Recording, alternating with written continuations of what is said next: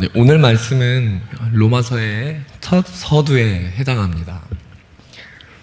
오늘 저희가 같이 읽은 이 7절로 된 이 단락은 편지를 쓰는 바울 자신이 어떤 사람이고 또 바울 자신이 믿는 복음이 무엇이며 이 편지를 받는 또 로마 성도들에 관하여서 이 7절로 된 단락 속에 이 내용들이 포함되어 있습니다. 이 양식에 대해서 간단히 설명을 드리자면은 이 양식은 7절까지에 해당하는 이 부분은 편지를 쓰는 사람과 받는 사람에 대하여 나타내는 그런 부분입니다. 성도님들 혹시 편지를 써보신 분, 편지를 다 써보셨죠? 편지를 써보시면은 편지를 처음 시작할 때 누구누구에게 라고 해당하는 그 부분이 바로 이 로마서에 해당하는 부분이었다는 것이죠. 오늘날의 편지 양식은 받는 사람의 이름을 먼저 적는 것이 일반적입니다. 그러니까 제가 방금 말씀드렸듯이 누구누구에게 라고 이제 먼저 받는 사람의 이름을 적습니다. 하지만 고대의 편지 양식에서는 보내는 사람이 누구인지를 먼저 적어야 하고 그 다음에 받는 사람의 이름을 적었기 때문에 바로 오늘 말씀과 같은 내용의 이런 양식을 가지고 1절에서 7절까지의 내용이 편지의 서두로 일반적인 양식대로 그렇게 나오게 된 것입니다. 다른 서신서들을 보시더라도 이러한 양식이 일관되게 적용되는 것을 아마 보셨을 것입니다. 그 이유가 바로 2000년 전에 당시에 편지를 쓰는 양식이 그러했기 때문에 편지 서두에는 항상 보내는 사람의 이름이 먼저 나오고 보내는 사람이 어떠한 사람인지에 대해서 설명하고 받는 사람에 대해서 먼저 서두에 나오는 것이 그것이 편지의 양식이었습니다. 그런데 오늘 말씀에 지금 1절에서 7절까지 해당하는 이 부분은 바울이 서신서를 총 13개를 썼죠. 바울이 쓴 편지가 고린도전서, 후서 이런 서신서들이 13개입니다. 근데 13개 중에서 다른 12편의 편지들에 비해서는 바울이 오늘 이 서론을 받는 사람, 보내는 사람에 관한 이 부분을 굉장히 길게 적고 있다는 것이죠. 고대의 헬라 편지 양식에서 이렇게 자신의 소개를 길게 적을 때는 이유가 있습니다. 그것은 이 편지를 받는 수신자들의 신뢰를 얻기 위함이죠. 당시에 이러한 수사학을 일컬어서 에토스라고 불렀습니다. 그러니까 에토스라는 수사학, 그러니까 에토스라는 화법을 통해서 바울이 지금 말을 하고 있는 것입니다. 그러니까 연설가들이나 혹은 편지를 쓰는 사람들이 이 에토스라는 기법을 쓸 때는 그러니까 이 에토스라는 것이 무엇이냐면 청중 혹은 화자로 하여금 말하는 사람에게 집중하도록 하는 그런 기법을 에토스라고 하는데 바울이 바로 이 같은 화법을 사용해서 자기 자신을 소개를 하고 있다는 것이죠. 그러니까 에토스를 사용해서 바울 자신을 소개한다는 것은 바울 자신이 누군가에 대해서 명확하게 설명을 해야 되는 어떠한 이유가 존재했다는 것입니다. 바울은 왜 이같이 자기 자신을 길게 소개하고 있는 것일까요? 그것은 로마 교회는 우선 바울의 사역을 통해서 세워진 교회가 아니었습니다. 바울이 직접 어떠한 사역에 영향을 주어서 세운 교회가 아니었기 때문에 그리고 또 로마 교회를 방문한 적이 없었기 때문에 그래서 바울이 영적인 권면을 하고 사역적인, 그러니까 나중에 편지 후반부에 나오듯이 서바나로 가기 위해서 사역 요청을 해야 됐었는데 사역적인 요청을 했어야 됐는데 바울이 로마서에 영적 권면을 하고 사역적인 요청을 하기 위해서는 한 번도 만나본 적 없는 그들에게 자신의 권위에 대해서 설명을 해야 되기 때문에 자기 자신이 누구인지 그 정체에 대해서 집중시키면서 상세하게 설명할 필요가 있었다는 것이죠. 바울이 누구입니까? 바울은 이 당시에 이방인의 사도로 직분을 받았는데 바울이 이제 편지의 양식에서 보내는 사람에 대해서 이제 설명을 해야 되기 때문에 바로 그 사도의 직분에 대해서 설명을 하고 있는 부분이 바로 로마서 1절에서 6절까지의 내용입니다. 동시에 그 직분을 설명하면서 이 직분이 전하고 있는 복음이 무엇인지를 그 복음에 관해서 제가 다시 설명해 보겠습니다. 직분과 그리고 그 직분이 전하고 있는 복음, 이 복음이 무엇인지에 대해서 바로 이 짧으면 짧다 할 수 있고 길면 길다고 할 수 있는 이 1절에서 7절의 사이의 내용에서 바울이 그 내용을 증거하고 있는 것입니다. 그래서 오늘 이 말씀은 전체 16장에 비하면 짧고 간략해 보이지만 서두 인사말로 볼 때는 길이가 긴 편이고 그래서 이 인사말을 잘 읽어보면 하나님의 복음이 무엇인지에 대해서 잘 알 수 있습니다. 오늘 함께 짧은 이 인사말을 통해 짧으면 짧다 할 수 있고 길면 길다 할 수 있는 이 인사말을 통해서 하나님의 복음이 무엇인지를 함께 알고 영적인 교훈을 받도록 하겠습니다. 자, 사랑하는 성도님들, 오늘 제가 준비하다 보니까 이 7절까지 강의를 하려면 너무 내용이 길어서 오늘은 1절 한 절을 가지고 말씀을 강의하도록 하겠습니다.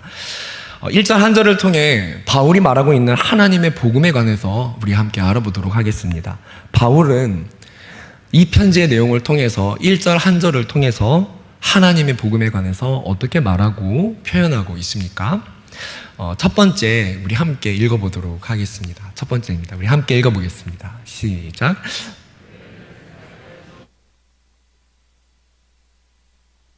네, 우리 이어서 1절 한 절이라고 했는데요. 1절을 같이 한번 읽어보겠습니다. 1절 시작.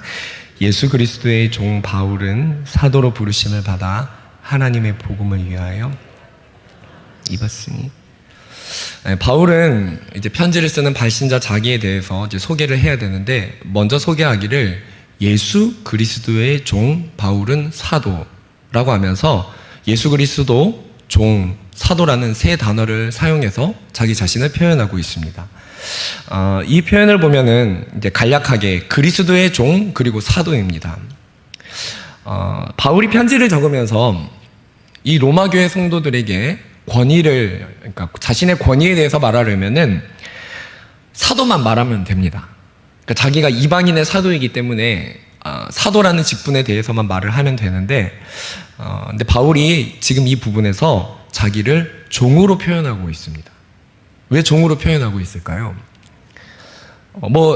우리가 모두 다가 하나님의 종이니까 다 종으로 표현할 수 있지 않을까요? 라고 생각을 할 수가 있습니다. 근데 여기 원어를 살펴보면은 단어의 배열에서, 그러니까 1절을 한번 다시 띄워주겠습니까? 한글 성경에는 예수 그리스도의 종, 다음에 바울, 그 다음에 사도가 나왔는데요.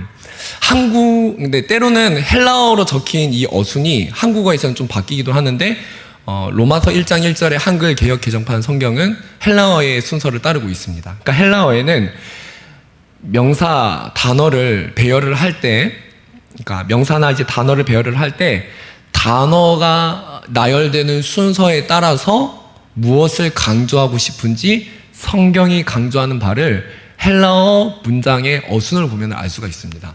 자, 그렇다면 바울이 로마 교회의 자신의 권위에 대해서 설명을 하려면 사도라는 것을 먼저 언급을 해야 되는데 종이라는 단어를 먼저 언급을 하고 있다는 것입니다. 그렇다면 이 헬라어 문장에서 바울이 내가 종이라는 것을, 이 종이라는 단어를 부각하고 사람들에게 강조하고 있다는 것인데요. 왜 그런 것일까요? 만약에 사도 바울이 그리스도의 종이라는 이 단어를 쓰면 쓸 수 있겠지라고 생각할 수 있지만, 만약에 바울이 서신서를 몇 개 적었다고 했지요? 13권을 적었다고 했습니다. 만약에 바울이 13권의 서신서에 모두 일관되게 자기 자신을 그리스도의 종이라고 표현을 했다면 모르겠지만 그렇지 않다는 것입니다. 바울이 자신을 종으로 표현한, 자신을 종이라는 단어로 표현한 단어가 13편의 서신서 중에서 총 몇 편일까요? 13편 중에 종이라는 단어를 인사말에서 쓴 편지는 13편 중에서 단 3편밖에 없습니다. 예전에 제가 빌립보서 말씀을 강의하면서 아마 이 부분에 대해서 말씀을 전한 적이 있었을 텐데요. 기억나시는 분들도 아마 있을 것입니다. 바울이 자기 자신을 종, 노예라는 이 단어를 사용해서 표현한 것은 로마서와 빌립보서와 디도서까지 총 3권의 책에서만 자신을 종으로 소개를 하고 있습니다. 그렇다면 바울이 이 종이라는 단어를 자주 사용하지 않았다는 것입니다. 그러니까 편지에서 자기를 소개할 때는 자주 사용하지 않았던 단어가 바로 이 종이라는 단어였다는 것이죠. 바울은 왜 자주 쓰지 않는 이 종이라는 단어를 사용해서 자기 자신을 표현했을까요? 왜 자기 자신을 종이라는 단어로 자기 자신을 소개했을까요? 먼저 이 종이라는 단어는 그러니까 예민할 수 있는 단어입니다. 그러니까 예민할 수 있는 단어입니다. 적어도 그 당시에는 그렇습니다. 이 단어는 헬라어로 둘로스라는 단어로 당시 의미에서는 노예를 지칭하는 단어였습니다. 헬라어에서 일꾼을 표현하려면, 그러니까 일을 하는, 단순히 어떤 업무를 받아서 일을 하는 일꾼을 표기를 하려면은 사실 여기 사용된 둘로스라는, 그러니까 단순히 어떠한 업무를 위탁을 받아서 일을 하는 사람을 표현하려면 이 단어를 사용하지 않아도 됩니다. 그러니까 어떠한 일을 부여받아서 일을 하는 사람을 표현할 때는 굳이 둘로스라는 단어를 사용하지 않아도 디아코노스라는 단어를 사용해도 적합합니다. 근데 바울이 하나님의 사역이기 때문에 이것이 업무적이고 일이기 때문에 디아코노스라는 단어를 사용할 수도 있지만 둘로스라는 단어를 선택해서 편지 서두에 그것도 자기 자신을 소개하는데 이 둘로스라는 단어를 사용했다는 것이죠. 당시 바울이 신분이 노예 신분이었기 때문에 그런 것일까요? 바울은 사회적 신분이 로마 시민이었습니다. 그러니까 자유인이었죠. 바울은 태어나면서부터 로마 시민이었습니다. 성도님들, 로마 시민권을 얻기가 얼마나 힘든 줄 아십니까? 당시 로마 시민이 되려면 날 때부터 부모가 로마 시민이었든지 아니면 나라에, 그러니까 국가에 큰 공헌을 한 경우에 로마 시민이 될 수 있는 자격을 얻을 수 있었습니다. 국가에 공을 세운다는 것이 그렇게 쉬운 일일까요? 어려운 일이겠죠. 바울은 사회적으로 얻기 힘든, 그러니까 노예랑은 신분 격차가 굉장하게 나는 자유인의 신분이었고 로마 시민권을 가진 그런 신분이었습니다. 노예와는 격차가 엄청나게 나는 로마 시민권을 가지고 있었죠. 근데 바울은 자신을 소개하면서 왜 노예라고 표현을 했을까요? 왜 그런 것일까요? 그것은 당시 로마 교회의, 그러니까 오늘 편지에, 로마서 편지에 나오는 16장에 보면은 로마 교회 구성원의 이름들이 나오는데, 이 이름들을 보면은 그 당시에 노예들이 흔히 사용했던 이름들이 많이 열거가 됩니다. 노예였거나 현재 노예인 사람들의 그러한 이름의 흔적들이 바로 로마서 16장의 인물들의 이름이 나오는데요. 로마서 16장에 총 26명의 사람들의 이름이 나오죠. 26명의 이름들 중에 몇 명이 노예였거나 당시 노예인 이름을 가지고 있을까요? 그 당시에 16장에 바울이 열거하고 있는 이름이 26명인데 그 중에 11명이 노예였거나 당시에 노예였던 사람이었다는 것이죠. 그러니까 이 말은 바울이 그들의 이름을 열거할 정도로 로마 교회 성도들의 이름을 잘 알고 있었고, 이 말은 곧 무엇을 의미합니까? 로마 교회에 편지를 쓸 때는 로마 교회 안에는 실제 노예 계층이 많이 있다는 것을 바울이 알고 이 편지를 적었다는 것입니다. 그러니까 이 편지를 받을 때 당시 그 사람들 중에 40% 정도가 노예였거나 노예인 사람들이고, 사회에서 신분적으로 열등감을 경험할 수 있거나 노예라는 그런 이름 때문에 하층민의 삶을 살면서 아픔과 상처를 겪을 수 있는 사람들이 로마 교회의 한 절반 정도 되는 성도였다는 것이죠. 바울이 그런 교회에 대한 이해를 가지고 편지를 쓰면서 첫 서두에서 첫 말머리에 자신을 소개하는 부분에 있어서 사도 권위를 입증을 해야 되는데, 권위에 대해서 이야기를 해야 되는데 사도에 대해서 먼저 말을 하지 않고 자기가 잘 사용하지 않았던 둘로스라는 단어를 사용해서 자기를 소개하고 있다는 것이죠.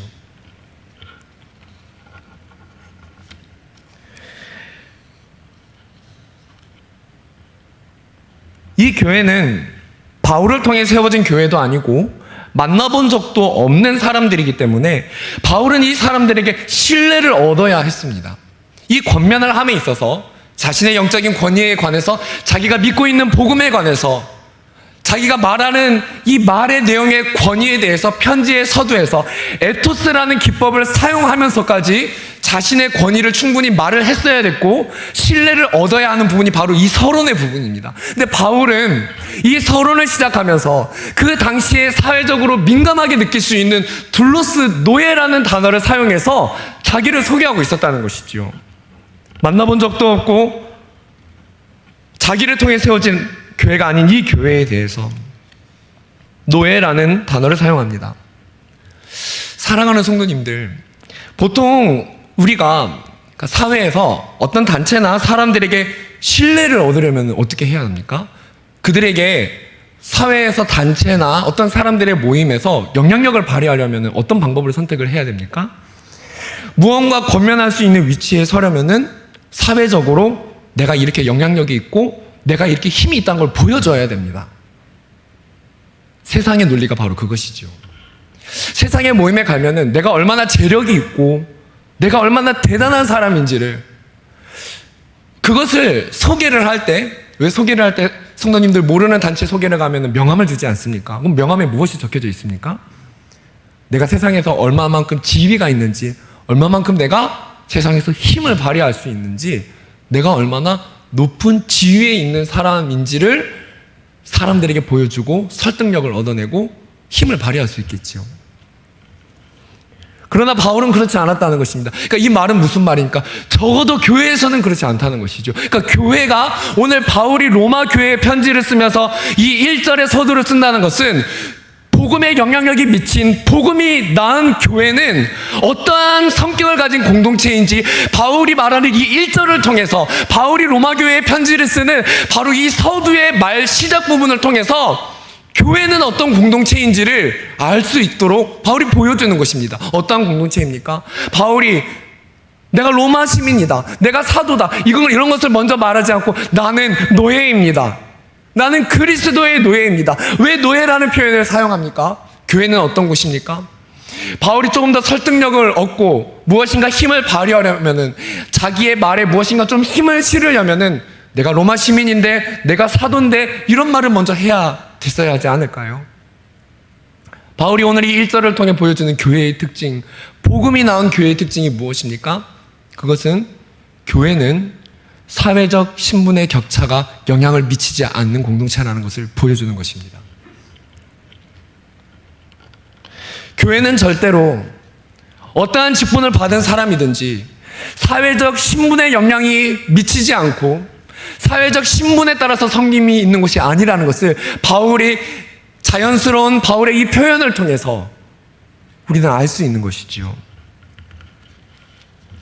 교회는 사회적 신분 혹은 사회적으로 힘이 있다고 해서 그 힘으로 내 주장을 펼치거나 자기 주장을 할 수 있는 그런 공동체가 아니라는 것을 바울의 이 말을 통해서 교회의 성격이 무엇인지 우리는 이 짧은 한 절을 통해서 우리는 알 수 있는 것입니다.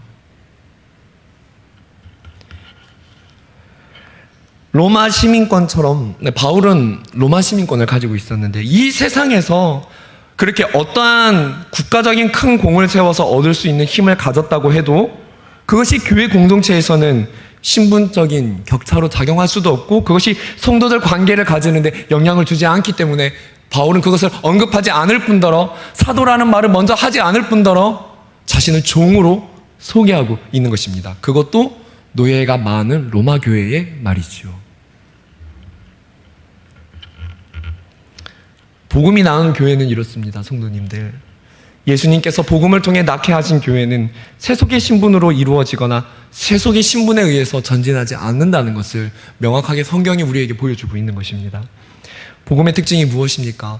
오늘 이 말씀 한 절을 통해 우리에게 보여주는 복음의 특징이 무엇입니까? 교회란, 성도의 교제란, 성도의 권면이란 자신을 낮추고 비우는, 바로 이 바울의 모습을 통해 드러나는 것처럼 자신의 신분을 드러내지 않고 오히려 자신을 더 낮추어서 표현하는, 낮아짐을 통해 사역이 이루어지는, 낮아짐을 통해 세워져가는 그런 공동체가 바로 교회라는 것을 오늘 성경이 우리에게 말해주고 있는 것이죠. 사랑하는 성도님들, 오늘 우리는 바울이라는 이 한 직분자의 겸손을 통해서 교회란, 복음이 나온 교회란 어떤 모습으로 우리가 서로 성도의 관계를 맺어야 하는가, 직분자 간에 우리가 어떠한 자세로 서로를 섬김으로 나아가야 하는지를 우리에게 말해주고 있습니다. 이 말씀은 곧 하나님과 사람 간의 관계도 교회에서 이루어지지만, 오늘 이 말씀은 교회 안에서 하나님과 사람 관계 다음에 사람과 사람 간의 관계의 모습이 어떠해야 하는지를 우리에게 영적 교훈을 주고 있는 것이죠. 사랑하는 성도님들, 오늘 우리가 교회에 올 때 하나님을 바라보는 자세 다음에 사람과 사람과의 관계, 나의 관계의 모습은 오늘 어떠한 모습을 하고 있습니까? 오늘 나는 예수님처럼 자신을 낮추고 사회적 신분과 능력을 드러내지 않고 나의 어떠함을 드러내지 않는, 나의 능력을 드러내지 않는 겸손함으로 서로에게 다가가고 있습니까? 예수님은 우리에게 가르치십니다. 우리가 서로 낮아짐으로 서로에게 다가갈 것을 말씀하십니다. 완전한 하나님이신 예수님께서 낮은 이 땅으로 내려와서 인간의 모습으로 우리에게 다가오셨지요. 사랑하는 성도님들, 야고보서 2장을 보면은 이런 말씀이 있죠. 야고보서 2장을 보면은 믿음에 관해서 얘기를 하면서, 내 형제들아, 영광의 주 곧 우리 주 예수 그리스도에 대한 믿음을 너희가 가졌으니 뭐라고 말합니까? 사람을 차별하여야 하지 말라. 그 다음에 어떻게 얘기를 합니까? 만일 너희 회당에 금가락지를 끼고 사회적으로 부해 보이는 이런 사람이 오게 될 때, 아름다운 옷을 입은 사람이 들어오고 또 남루한 옷을 입은 가난한 사람이 들어올 때에 3절에 너희가 아름다운 옷을 입은 자를 눈여겨보고 말하되 여기 좋은 자리에 앉으소서 하고, 또 가난한 자에게 말하되 너는 거기서 있든지 내 발등상 아래에 앉으라 하면 4절에 너희끼리 서로 차별하며 악한 생각으로 판단하는 자가 되는 것이 아니냐. 함께 예배드리는 성도님들, 성경은 우리에게 말해주고 있습니다. 교회 공동체 안에서 사회적 신분과 교회는 상관이 없다는 것을 말해줍니다. 교회가 세워져 나가는 데는 사회적 신분을 통해서 교회에서 영향력을 발휘할 수 없다는 것을 성경은 우리에게 교훈해주고 있습니다. 사랑하는 성도님들, 오늘날 이 시대 속에 우리가 회복해야 할 교회의 모습은 무엇일까요? 그것은 이런 교회가 아닐까요?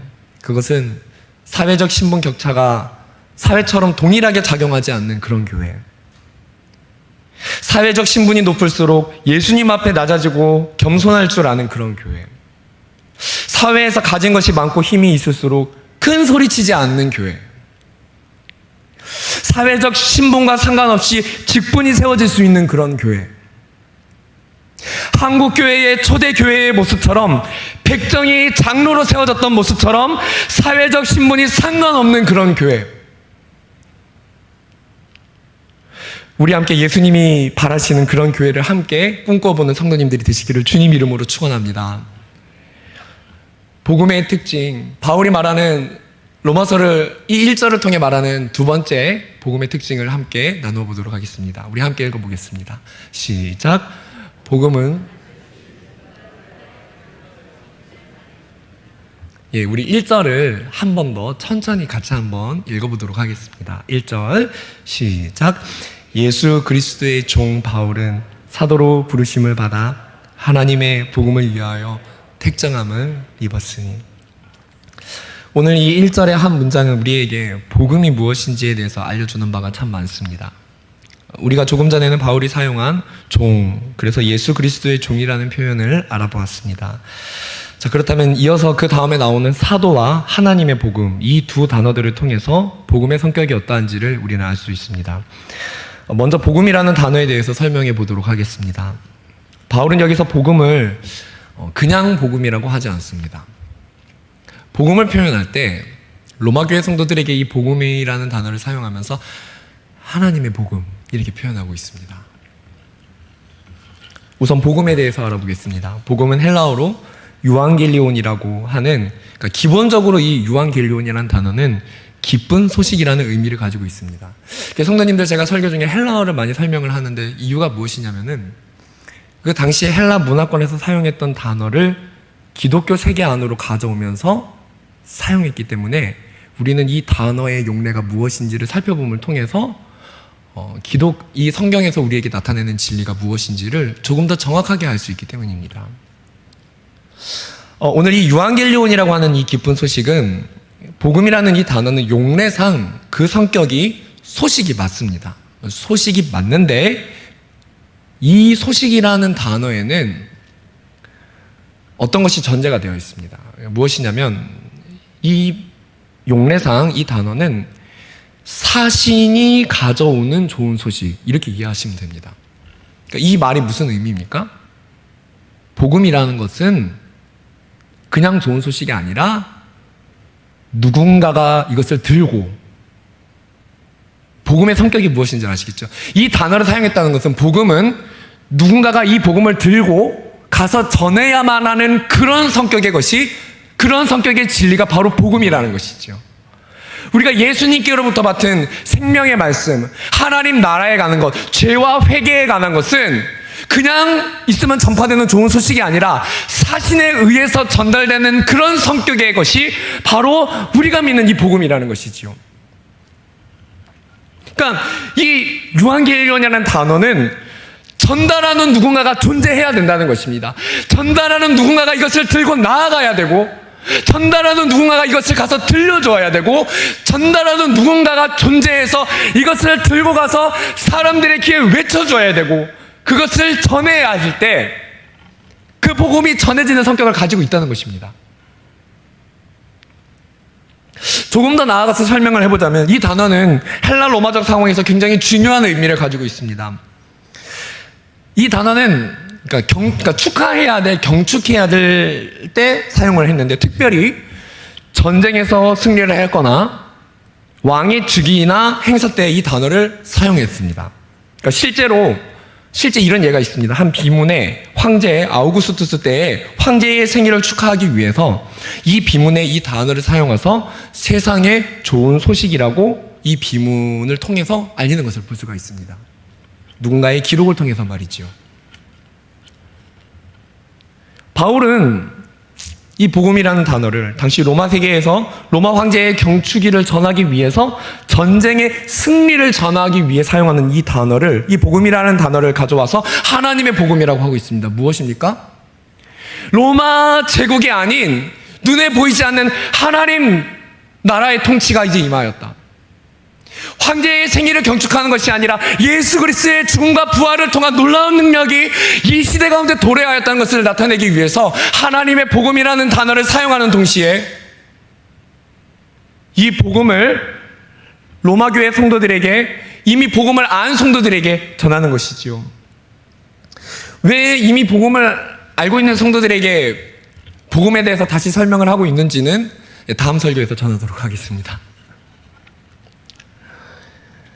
바울은 당시에 통치권을 가지고 있었던 로마 제국과 구별되는 하나님의 나라를 지금 표현하고 있는 것입니다.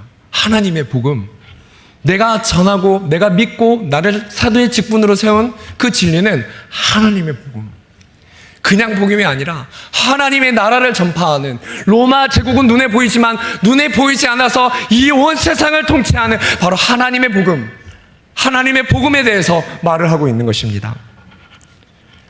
하나님의 나라를 표현하면서, 그래서 우리가 눈에 보이지 않는, 우리가 따르고 있는 진정한 왕이 누구인지를, 로마 세계 속에서 우리가 따라야 될 진정한 왕이 누구인지를 하나님의 복음이라는 단어를 통해 그들에게 도전하고 보여줬고, 오늘날 이 성경을 통해 하나님께서 이 세상 가운데 우리가 진정으로 따르고 섬겨야 될 왕이 누구신지를 이 하나님의 복음이라는 단어를 통해 우리에게 말씀하고 계신 것입니다.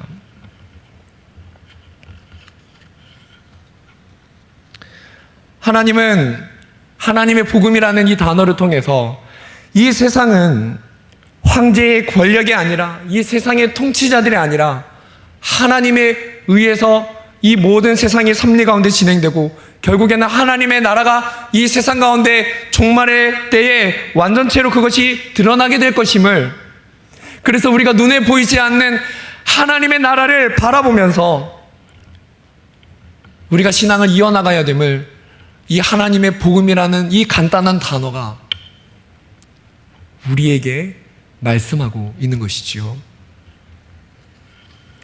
성도님들, 다시 복음으로 돌아가 보겠습니다. 복음이라는 단어가 어떤 것을 전제한다고 했죠? 누군가를 통해 전달되어야 하는 성격의 진리라고 했습니다. 그 성격의 소식이라고 했죠. 그래서 예수님께서 부활하시고 나서 마태복음 28장에서 제자들에게 뭐라고 하셨죠? 한번 띄워주겠습니까? 28장 19절에 그러므로 너희는 가서, 복음의 증인들을 세워야 되는데 예수님이 부활하시고 나서 제자들을 세워놓고 말씀하셨습니다. 너희는 가서 제자를 삼아라. 가야 한다. 복음을 들고 가야 한다. 가서 제자를 삼아야 된다. 왜냐하면 이 복음은 하나님께서 세우신 교회에 위탁하신 일이기 때문에 누군가는 가서 전해야만 하는 그런 성격의 것이기 때문에 예수님은 말씀하셨습니다. 너희는 가라. 가서 제자를 삼아야 된다. 너희의 가정으로, 너희의 학교로, 너희의 직장으로, 열방으로 나아가서 가서 제자를 삼으라고. 교회 안이 아니라 교회 안에서 밖으로 가서 복음을 전해야 한다고. 누군가 가지 않으면 이 복음이 전해질 수 없기 때문에 하나님은 사람을 통해 이 복음을 전하기 원하셨기 때문에, 그래서 오늘 우리에게도 말씀하십니다. 가서 복음을 전해야 된다. 이 어려운 시기에도 누군가는 가야 한다. 가서 복음을 전해야 된다. 가서 전해야만 하는 성격을 지닌 것이 바로 이 복음이라고. 오늘 이 시대 가운데도 하나님의 복음에 관해서 우리에게 하나님은 말씀하고 계십니다. 예수님은 분명히 말씀하셨습니다. 가서 제자 삼으라. 찬양에도 그런 찬양이 있죠. 가서 제자 삼으라. 가서 제자 삼으라고. 이 복음을 들고 가라고 말씀하십니다. 그렇습니다, 성도님들. 복음은 제자들이 가야 하는 것입니다.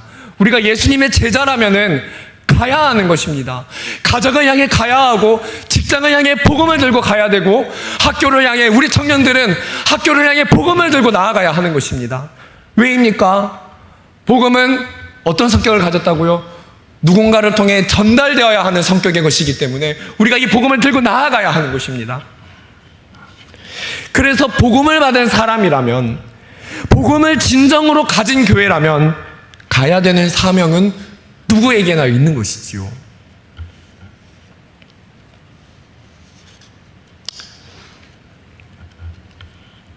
가야 하는 복음의 이 전달적인 성격은 오늘날 두 가지로 분류할 수 있다고 할 수 있습니다.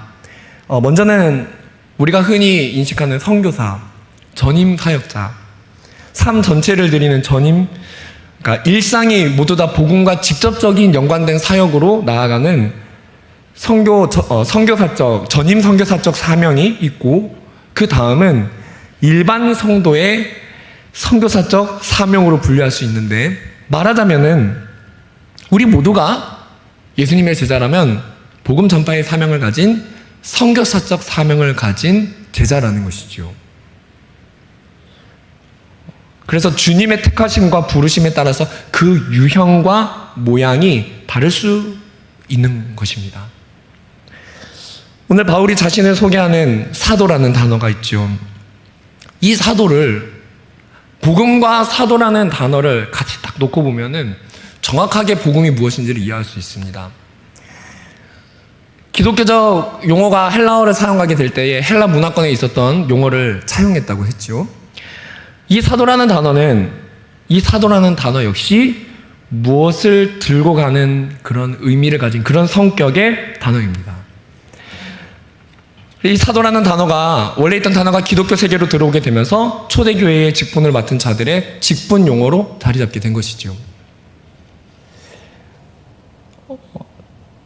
그렇다면 아까 말했듯이 복음이라는 이 원어가 누군가 전달자가 있어야 한다는 것을 전제한 단어였듯이 바로 이 사도의 직분은 오늘날로 치면은 선교사나 목사에 해당하는 그런 전적으로 복음과 연관된 사역을 매일같이 행하는 가서 전해야 하는 그런 성격의 의미를 가진 직분이라고 볼 수 있습니다. 정리하자면 복음은 누군가 가서 전해야 하는 것입니다. 어떤 직분을 세우셨든지 그 유형과 모양은 다를 수 있지만 복음이라는 것은 누군가 들고 가서 전해야 하는 성격의 좋은 소식이라는 것입니다. 초대교회 사도직의 기원에 대해서 말해보자면 누가복음 6장 13절에 예수님께서 밤새 제자들을 부르시고 먼저 12명을 사도라고 칭하시기도 하셨는데요. 사도의 역할에 관해서 먼저 예수님이 함께 계실 때 사도라고 택하신 자들의 그 당시의 역할에 관해서는 마태복음 10장에 나옵니다. 마태복음 10장 6절 7절에 보면은 오히려 이스라엘 집에 잃어버린 양에게로 뭐라고 하십니까? 가라. 그러니까 가는 성격이 있다는 것입니다. 이 사도라는 단어, 복음에 관해서 하나님께서 사역을 부여하실 때는 반드시 누군가 가야 되는 성격을 지닐 수밖에 없다는 것이죠. 7절에도 이어지는 어떻게 말합니까? 가면서, 가면서 전파해야 된다고. 사도행전 1장에서도 사도행전 1장의 초대교회의 사도직의 역할에 대해서 조금 더 상세하게 나오는데 이렇게 나옵니다. 사도행전 1장 21절에 보면은 이러함으로 요한의 세례로부터 우리 가운데서 올려져 가신 날까지 주 예수께서 우리 가운데 출입하실 때에 22절에 항상 우리와 함께 다니던 사람 중에 하나를 세워 우리와 더불어 예수께서 부활하심을 증언할 사람이 되어야 하리라 하거늘. 그래서 예수님께서 부활하심을 증언할 사람이 되는 것, 이 모든 것을 정리해 보자면 사도직의 역할이 무엇입니까? 살아계신 예수님을 본 사람들 중에서 복음을 전파하여 하나님께로 돌아오게 하고 말씀을 가르치는 역할로 볼 수가 있습니다. 오늘날 이 사도의 직분은 없지만 아까 말씀드렸던 대로 그에 상응하는 선교사와 목사의 직분이 있습니다. 따라서 복음이 누군가에 의해 전달되어야 하는 성격의 소식임을 볼 때 하나님께서는 오늘도 바로 이 선교사의 사역과 목회의 사역이 중단되는 것을 원치 않으신다는 것이죠. 오늘 어떻게 적용을 할 수 있겠습니까? 이것이 반드시 돼야 되는 일이라면 오늘 우리가 생활을 하는 가운데 누구를 기억을 해야 된다는 것이죠. 가서 전하고 있는 1차적으로 선교사님들을 기억을 해야 된다는 것입니다. 복음은 누군가 가서 전해야 되는 성격을 띠고 있고 그러한 사명을 누군가는 부여받았기 때문에 우리가 그 사람들을 기억을 하고 기도하고 그 사람들을 후원해주고 그 사람들을 기억하면서 우리가 그들의 사역을 지지해 줄 수 있어야 한다는 것입니다. 그리고 우리 성도님들은 전임 그런 사역자는 아니지만 삶의 터전으로 선교사적 사명을 감당하시도록 예수님께서 우리를 세상으로 파송하십니다. 그래서 우리가 저녁 예배 폐회 찬양할 때도 어떤 찬양을 부르지요? 파송의 노래를 함께 부르는 것입니다. 사랑하는 성도님들, 말씀을 맺기를 원합니다. 오늘 바울이 말한 이 복음은 세상에 보이지 않는 하나님의 나라를 전하는 하나님의 복음이라 하였습니다. 그리고 주님은 이 복음이 누군가를 통해 전달되는 성격의 것이라는 것을 바로 이 성경을 통해 우리에게 말씀하고 계십니다. 전하는 이가 없는데 전달될 수 없으며 가는 이가 없는데 들을 자가 없습니다. 사랑하는 성도님들, 주님께서 오늘 우리에게 말씀하십니다. 누가 가서 나의 복음을 전하였고. 사랑하는 성도님들, 이 하나님의 복음, 나의 가정으로, 나의 직장으로, 나의 학교로 누가 가야 되겠습니까? 예수님은 오늘 우리에게 명령하십니다. 가서 제자를 삼아라. 사랑하는 성도님들, 오늘 우리가 가야 할 곳, 내가 복음을 들고 삶으로 복음을 증거하고 예수님의 사랑을 가르쳐 보여야 할 그 섬김을 실천해야 할 할 곳이 어디입니까? 오늘 하나님이 우리를 부르고 계십니다. 하나님은 오늘 우리 안에 머물러 있어라 하지 않으시고 오늘도 가라고 하십니다.